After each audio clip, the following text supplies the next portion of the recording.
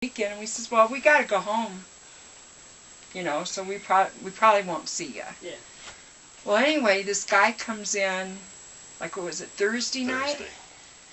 And he's talking to us, and he says, oh, I'm going to sleep on my boat, and I'm going to do this, I'm going to do that. So the next morning, a friend of ours, Scott, was with us, wasn't he, that day? Yeah, was it Scott? yeah.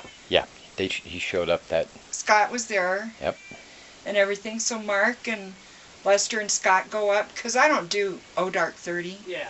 You know, when we're fishing. I'll go out in the afternoon and at night, but I don't go out in the mornings. Mm.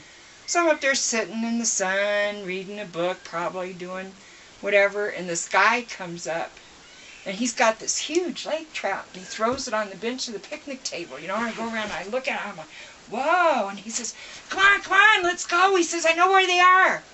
And I'm like thinking, man, this is this guy, you know, was here the other day, and it's like, whoa, you know, and he's like, come on. And I says, no, you know, Mark will be back pretty soon. He says, no, come on, man, I know where they are. Let's go. That's the same dude, right? Yeah, same dude. Right. Oh, yeah. Cool. So anyway, I finally says, okay. So I go, get out there, and he's doing all this stuff and smoking a joint. He's running all this stuff and rigging it all up, and it's all going. And I lit a cigarette, and before I got done with that cigarette, man, a fish hit.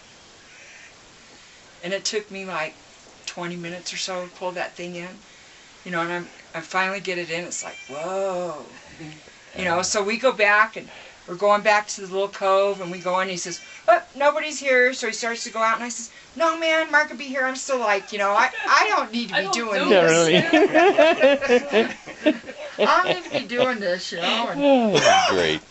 so anyway, then we started to go back out, and there was lightning, and I says, oh, Mark will be in. I won't stay you know, out and everything. there. He won't stay out. Not in a boat out on the lake.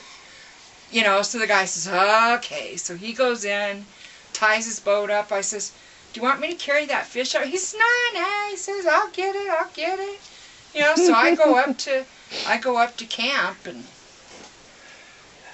in the meantime, he's sitting back in the back of his boat, smoking another joint, drinking some out of his bottle, you know. And Les and I and Scott pull up, and we're tying off. We're getting ready because it's going to storm. You know, we're getting everything put away and get ready to take off. And you hear this guy say, "Hey, look what your wife caught." And I'm looking at it. Yeah. I'm sitting in the back. I'm looking right at it. You know, 20-pounder, maybe a little better. Yeah. And I figured he must have been talking to somebody else. He couldn't have been talking to me. So anyhow, we got all tied up, got ready, and went to take off. And he says, no, hey, wait a minute. He says, she caught it. You can carry it. Okay. What are you talking And I about? said, he says, oh, and she's got another one up at camp, too. And I said, okay, now I know we're, you know. Yeah. I know we've been smoking something. Yeah. What's this For fool sure. talking about? And anyways, he comes up there and he says, Mark you know how to clean these things? no, Mark comes walking up, and I'm like, I caught that fish! I caught that fish!